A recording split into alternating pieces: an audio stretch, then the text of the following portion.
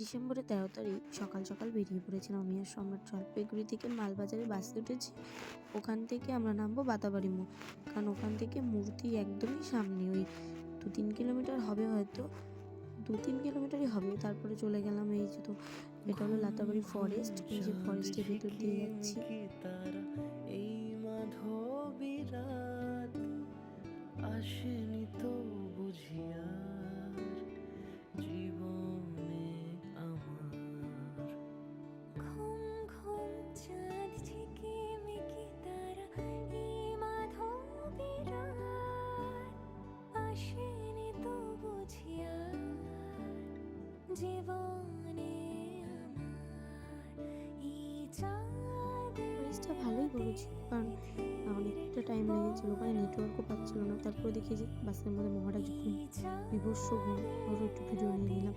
তারপর নেমে আমরা এই টোটো করে যাচ্ছি 2 কিলোমিটার মতন না, তো মূর্তি নদী থেকে 100 মিটার ডিস্টেন্স ওই রিসোর্টটার নাম 3 মূর্তি রিসোর্ট। আর আমি একটু চা বাগানের ভিডিও নিয়ে নিলাম।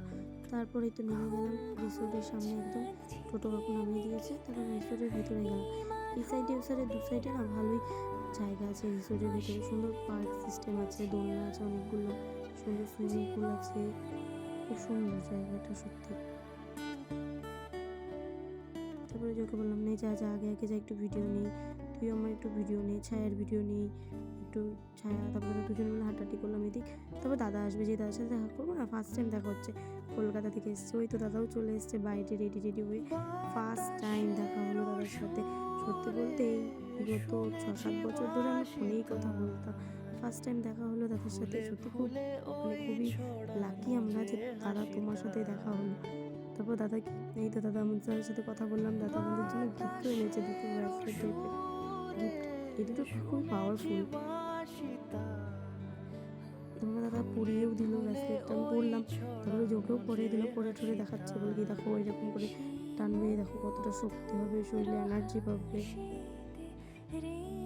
চেক করে নিচ্ছে, দেখ দেখ কত শক্তি তোর চলে এসছে। তারপর দুজনে মিলে হাতে মনে একটু ছবি তুললাম। তারপর দাদাকে বললাম যে একটু বৌদিমণির সাথে কথা বলেই দাও। তারপরে বৌদিমণিকে ভিডিও কলে কথা বললাম। বৌদির সাথে এখনও যদিও দেখা হয়নি, চেষ্টা করবো সামনাসামনি দেখা করে। তারপর টাটা, যাই আমরা এখন বাড়ি। তারপর দাদার সাথে না কয়েকটা ছবি তুলে নিলাম। তো দাদা বললো একটু দাঁড়াও, আমার লাগেজটা প্যাক করে আসি আমি, কারণ ওদের দাদাদের চেক আউটের টাইমে চলে এসেছিলো। ওই দোলনার এখানে গিয়ে একটু ছবি তুললাম। তারপর আমি দোলনাতে দুলতে, আমার সত্যি বলতে দোলনাতে এখনও আমার দুলতে খুবই মজা লাগে। যে দাদার সাথে ছবি, তারপরে এই দাদাটা চশমাটাও গিফট করেছে আমার মাকে। তারপরে যে হাঁটতে হাঁটতে ওখান থেকে 100 মিটার ডিস্টেন্সে না মূর্তি নদীটা, তাই হেঁটে হেঁটে মূর্তি নদীতে চলে এলাম। কারণ সত্যি বলতে আমি কখনো যাইনি এই জায়গাটাতে, আমি সবার কাছে শুনতাম মূর্তি, তা আজকে চলেই এলাম মূর্তি।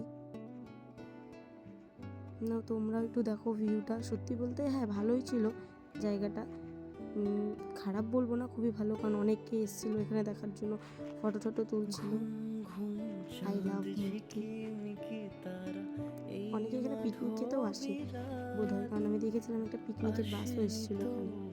তারপরে যে জলের ওখানে গেলাম, জলে নামানামি, তা আমি এবার নামিনি, ওই নামলো আমাদের বন্ধু সম্রাট। মহারাজ জলে নামলো, নামিয়ে এমন করলো। তারপরে দেখি এখানে একটা বাচ্চাকে নিয়ে একটা লোক নামছে। তারপরে আমিও একটু দাঁড়ালাম, দাঁড়িয়ে একটু ভিডিও তুললাম, আমাকে একটু ভিডিওতে নিয়ে। আমার ভয় করছিল যদি জলে পড়ে যায়, কারণ জুতোটা ভিজে যাবে না এত, কারণ আমার কাছে তার ড্রেস ছিল না, যদি ভিজে যেত তাহলে তো অবস্থা শেষ। তারপরে আমি একটু ভিডিও করলাম। তারপরে যে সম্রাট মহারাজ জল নিয়ে খেলে তারপর উপরে উঠলাম, উপরে কয়েকটা ছবি তুললাম। ছবি তোলা শেষে উপরে উঠলাম। উপরে উঠে ওখানে যে আই লাভ মূর্তি লেখা ছিল, ওখানে গিয়ে কয়েকটা ছবি তুলবো বলে উঠলাম। ওই বলে কি না ছবি তুলতে না, আমি তো বললো না ছবি তুলবো, আসছি যখন কেন তুলবো না, এত সামনে এসে ছবি তুলবো না, আরও ছবি তুলতে চাই না, ফালতু ছিল। তারপরে যে আন্টির থেকে মোমো অর্ডার দিয়েছিলাম, 2 প্লেট চিকেন মোমো আর একটা ভেজ মোমো, দুজনে ভাগ করে খেয়ে নিলাম। বলে না সারাদিন পর খাবার পেলে যা হয়, সারাদিন পরে মোমোই খেয়েছিলাম, তো মোমোটা সত্যি দারুণ টেস্ট ছিল। তারপর ওখান থেকে মোমো খেয়ে বেরিয়ে পড়লাম মালবাজারের উদ্দেশ্যে। মালবাজার থেকে মালদা বাসটা ধরে আমরা চলে আসবো কুন্ডিবাড়ি। তো জানি না কখন ভিডিও হচ্ছিল ওই পিছনে বসে। তারপরে যে লতাবাড়ি